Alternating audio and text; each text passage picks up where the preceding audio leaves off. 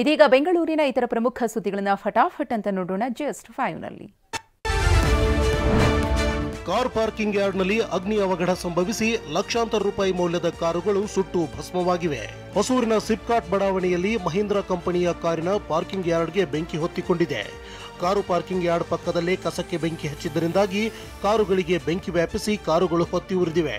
ಸ್ಥಳಕ್ಕೆ ಹೊಸೂರು ಅಗ್ನಿಶಾಮಕ ಸಿಬ್ಬಂದಿ ದೌಡಾಯಿಸಿ ಬೆಂಕಿ ನಂದಿಸಿದರು. ಕ್ರಿಕೆಟ್ ಬೆಟ್ಟಿಂಗ್ ನಡೆಸುತ್ತಿದ್ದ ಬುಕ್ಕಿ ಗೋವಿಂದರಾಜುನನ್ನ ಪೊಲೀಸರು ಅರೆಸ್ಟ್ ಮಾಡಿದ್ದಾರೆ. ಭಾರತ ಮತ್ತು ಪಾಕ್ ಕ್ರಿಕೆಟ್ ಪಂದ್ಯದ ವೇಳೆ ಬೆಟ್ಟಿಂಗ್ ನಡೆಸಿದ್ದ ಬುಕ್ಕಿಯನ್ನ ಬೆಂಗಳೂರು ನಗರ ಜಿಲ್ಲೆ ಆನೇಕಲ್ ಉಪವಿಭಾಗದ ಜಿಗಣಿ ಠಾಣೆ ಪೊಲೀಸರು ಬಂಧಿಸಿದ್ದಾರೆ. ಬಂಧಿತನಿಂದ 6 ಮೊಬೈಲ್, ವಿವಿಧ ಕಂಪನಿಯ 50 ಸಿಮ್ ಕಾರ್ಡ್, 1,18,000 ರೂಪಾಯಿ ನಗದು, 6 ಬ್ಯಾಂಕ್ ಖಾತೆಗಳಲ್ಲಿದ್ದ 15 ಲಕ್ಷ ಹಣವನ್ನ ಫ್ರೀಸ್ ಮಾಡಿದ್ದಾರೆ.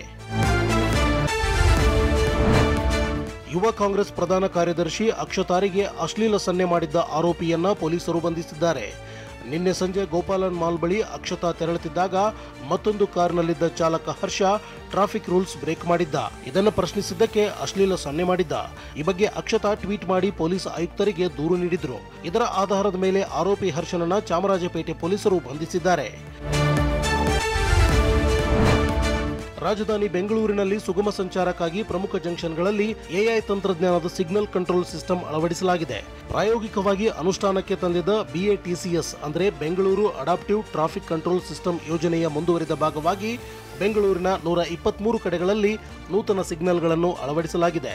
ಇದರಿಂದ ವಾಹನ ಸವಾರರಿಗೆ ಸುಗಮ ಸಂಚಾರ ಮಾತ್ರವಲ್ಲದೆ ಪ್ರಯಾಣದ ಸಮಯ ಸಹ ಕಡಿಮೆಯಾಗಲಿದೆ. ಶಿವರಾತ್ರಿ ಹಬ್ಬದ ಪ್ರಯುಕ್ತ ಗವಿಗಂಗಾಧರೇಶ್ವರ ಸ್ವಾಮಿಗೆ ವಿಶೇಷವಾದ ಅಲಂಕಾರ ಮಾಡಲಾಗಿತ್ತು. ಇಂದು ಬೆಳಗಿನ ಜಾವ 4 ಗಂಟೆಯವರೆಗೂ ಭಕ್ತರು ಶಿವನ ದರ್ಶನ ಪಡೆದರು. ಗಂಗಾಧರೇಶ್ವರ ಸ್ವಾಮಿಯ ದರ್ಶನ ಪಡೆದು ಉಪವಾಸ ಅಂತ್ಯ ಮಾಡಿದರು.